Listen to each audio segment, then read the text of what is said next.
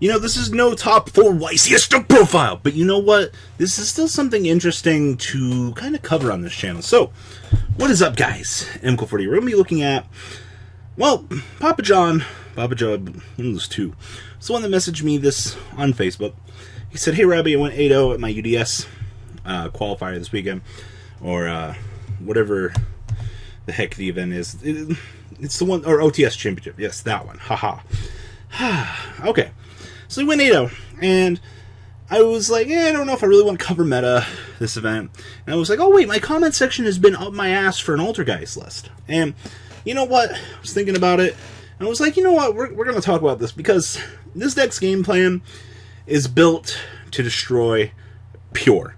And when I say Pure, you know, that annoying deck that we all call Sky Strikers. Woo! So, looking at this on paper, you're probably like, oh, this looks like standard Altergeist. And then you're like, oh, wait a minute. Is that Secret Village? If you only control a Spellcaster monster, your opponent cannot activate spell cards. And if you control another Spellcaster monster, you cannot activate spell cards. Huh. Now, this almost brings up the original theory of, do Sky Strikers need spell cards to function? And the answer is, LOL, yes. Just in a very good, large nutshell, abso-fucking-lutely. Now, Altergeist have already been doing what they've been doing for the last 1,000 years, and it is honestly just, they control your opponent, they try to stop your opponent from playing the game, and they disrupt your opponent. And that's what we have going on here. Now, he went 8-0, which means he went 5-0 in Swiss, and then won all the way through Top Cut. That is fantastic. Now, I would also like to open up the floor to the other people out there that had OTS tournaments this weekend as well. If you have anything interesting that you topped with, your friends got second or third place with, you know, send them on in. I would love to talk about them. And it's something I like doing with weird things like this. I mean, it's not even really weird. It's just Altergeist with the Spellcaster engine. But, I mean, people disagree with this engine. A lot of people are playing this engine. It kind of depends on what you're going for. And if you're going into a local tournament, and you know you have 4 to 5 Sky Striker players in that room, then you should probably focus on something like this. You're going to a regional, you know Pure is going to be a big thing. Once again, this bad boy right here, it can get you 1,000 miles, no problemo. So, I don't know. It's particularly interesting because the meta has evolved to the point of, hey, Spellcaster Village is relevant again. Hey, wait, do we have a Spellcaster deck to make it good? Yes, we do. And things like that, they do change the flow of a lot of people's decision-making trees, just in general. So, interesting to take note of. Anyway, moving on to the monsters. Playing triple. Playing 1 Concurry. When your opponent's monster declares an attack, if you control an Altergeist card, flush someone's card from your hand. If you do, negate that attack. If this card was flush summoned, you target 1 face-up card your opponent controls.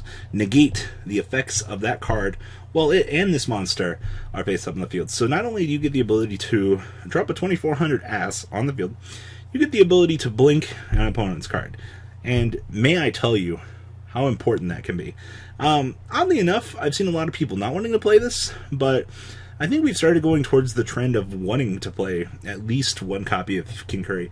I mean, shuffleable back in with personal spoofing to give you access to it again on your opponent's turn. So, I mean, it's not like you don't have access to this literally at all points in time, and it's reusable. All you gotta have is an Altergeist card. So, get yourself into a soft loop with your opponent with Siliquitos and this, you can probably lock down your opponent and just start winning the game outright. Now, there's not really a lot of arguing we can do here for the rest of the monster lineup. It's honestly essentially pretty stable. But Triple Marionetter, for those of you that don't know, it's normal summon. You set 1 Altergeist trap card directly from your deck to your spell and trap card zone. And then you target 1 Altergeist card you control and 1 Altergeist monster in your graveyard. Send that target to the graveyard. And if you do special summon that monster, the other monster from your graveyard. The thing is, this can cause burst damage. There's a really cheap move that you can do with just Hex Diaz and looping your opponent, getting out this super big monster. Yeah, didn't say it was good, but it's kind of cute. So, yeah. I think it's what, you can do 79 or 7,300 points of damage. Then we have Triple Melzik. Can attack directly, inflicts battle damage to your opponent. You target 1 card your opponent controls, send it to the graveyard. And if this guy is sent to the graveyard, you get to recruit for an Altergeist monster from deck to your hand. This has to be able to inflict damage. I can't tell you how many people actually Don't pay attention when a Shizuku power down is powering this down past or down to 0, and they'll summon this on attack. It's like, no, this has to be able to inflict battle damage. So Shizuku is actually kind of a natural check to this, interesting enough. And then, of course, triple copies of Multi-Faker, activate a trap card, reveal, and special summon Altergeist from your deck, which you're going to probably special summon Yugioh. Yugioh gives you that Grand Mole effect that I've told a lot of people is pretty broken, but a lot of people seem to just kind of disregard my opinion on that subject. And then triple Ash Blossom. I mean, this deck doesn't look like it needs any other trap cards, because your deck plan has Secret Village, which is already built in to slow down your opponent to make sure that you can kind of capitalize on their bad plays and make sure that you can win the game, which is obviously what this deck wants to go do. And we've also got 2 copies of Desires. Immense Draw Power is good. Things like Duality, probably not so much in this deck. I mean, I know a lot of people are going to be like, oh, well, sure, I tried it, it was okay. No. Stop. Just, you have to play a relatively checkmateable count of spells, just in case Secret Village goes crazy on you. Of course, Secret Village, like I said, this is the powerhouse of the deck. This is how you're going to capitalize and beat all of your Sky Striker opponents. And you'll probably be able to get some collateral damage in as well. Goki not being able to resolve a spell card, depending on the situation, can actually be kind of be detrimental.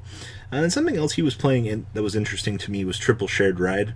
I found this particularly interesting because this card is starting to kind of become a staple now. Being able to resolve this on Trickstar, on Pure, whenever your opponent tries to Kagari do something, or even when they activate Engage, this card just gets you so much value. It's kind of become the Max D of the format, and it's kind of scary to say that because Max D was as good as it actually was. So, another, I guess everybody's going to start playing this now.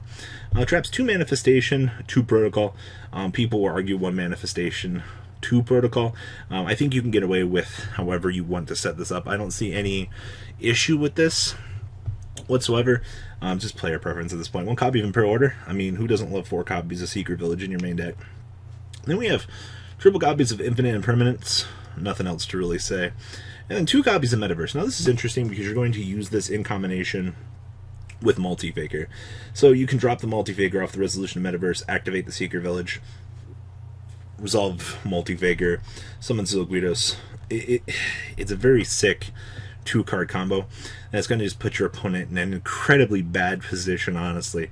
Like, it almost kind of scares me just how good these 2 cards are together. And we have triple Personal Spoofing, nothing personal. 1 Judgment, and triple Stee Reich. Yeah, it's Solemn Strike. There's nothing too spicy to say about this. The extra deck is kind of interesting. We have 1 copy of Kagari, 1 Hayate, 1 Ningrisu, 1 Link Kuriboh, 1 Nightmare Phoenix, 1 Clara and Rushka, 1 Boral Sword, 1 Borreload, 1 Prime Banshee Triple Hextia, 1 The Invoker of Madness, 1 Ultimate Falcon, and 1 Exterio. And then the core side deck is triple copies of Inspector Border.